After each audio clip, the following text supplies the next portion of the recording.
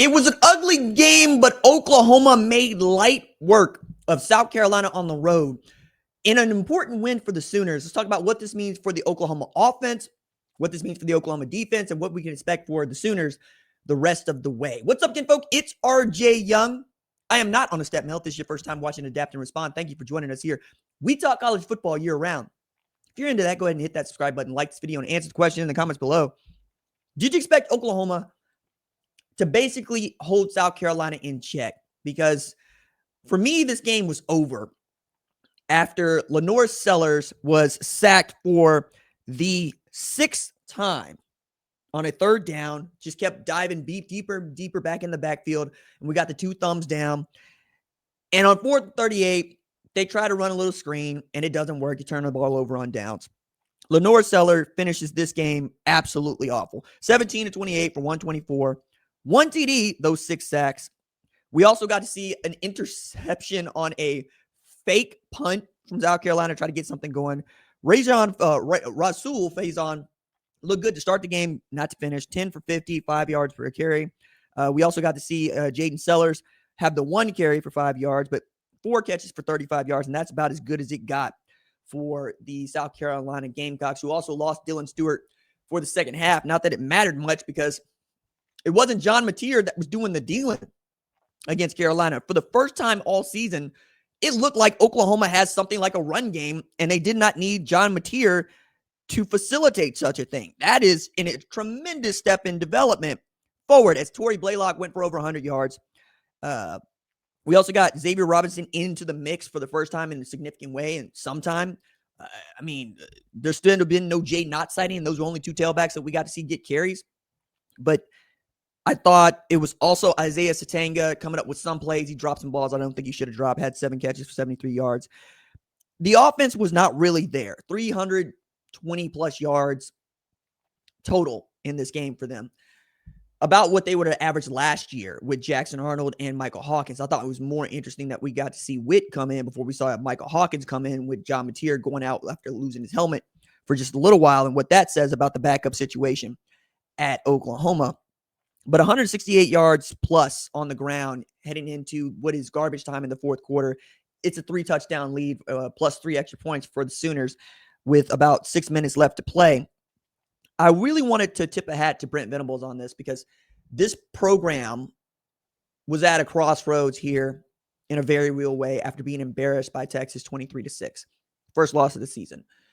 And you also know that South Carolina is the last unranked team that Oklahoma is going to face the rest of the way. It's also a 3-3 team. But in that way, South Carolina, like offensively and defensively, resembled Oklahoma. You got a dynamic athlete at quarterback. Your run game is not really there. Your defense can hold up its end from time to time, and your special teams might do you in. It might help you out. For Venables and the OU defense to show up like they did in this game just speaks to what he's built over there. The resiliency of the run game for the offense, too. It's also really been interesting to really talk about what the running backs are doing at Oklahoma, because I'm not sure who the hell's making decisions on who gets the ball back there. Because Tory Blaylock is clearly RB1, but nobody's actually come out and said that, right? Ben Arbuckle was kind of all over the map when he was talking about how those decisions get made about who gets carries and who doesn't.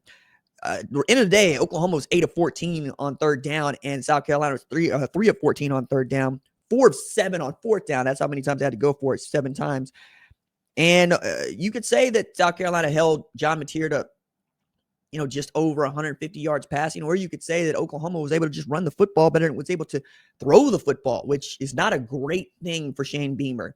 Knowing just how dismal this OU run game has been, you would think that you show up to this thing and expect John Mateer to go for perhaps 250 and 100, get back on the good foot after the worst performance that he's ever had in his life against a Power 4 opponent in Texas last week.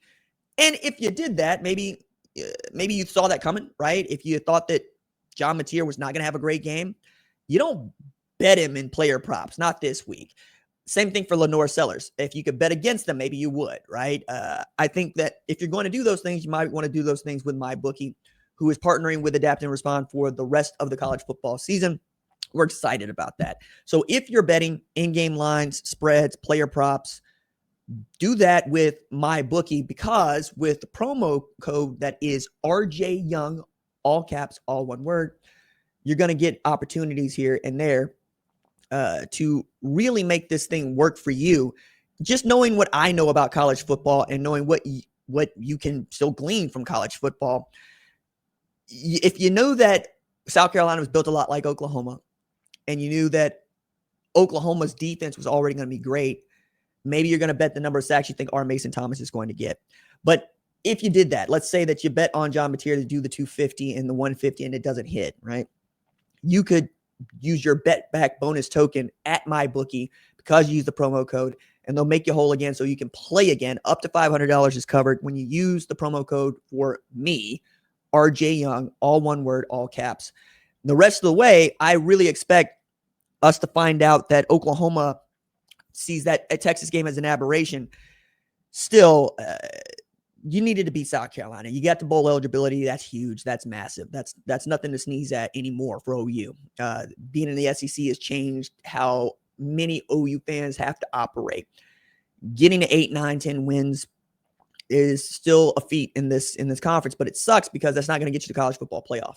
In that 16-team league, you're going to need 10 wins at a minimum to get in. And you might be the fourth best team to still get knocked out by, say, SMU, if you're Alabama, right, who had 9. And I think for what we've expected for Oklahoma, like I had them as a top 10 team going into this. They've fallen out after the loss. They might move back up there.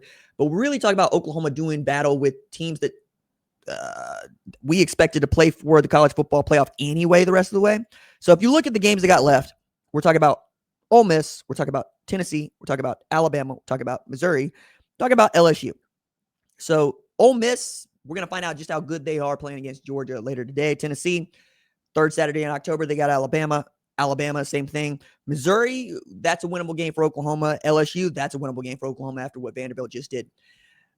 If you think that Oklahoma can run the table, let me know in the comments below. If you think that John Mateer is just who he is, also let me know in the comments below. I still think he's going to finish the season throwing 10 interceptions or more just because of the way that the offense is run and the way he runs the offense. He's still throwing back against his body. He's still throwing into traffic.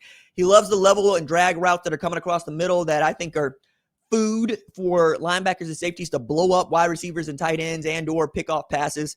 And I would like to see more throws toward the sideline. And by that, I mean deep down the field toward the sideline, giving these opportunities to Deion Burks and Giovanni Gibson and others to make plays. I get that Isaiah Satanga has been really great for Oklahoma, but this was a nasty game, and it's a nasty game that Oklahoma won to move to 6-1.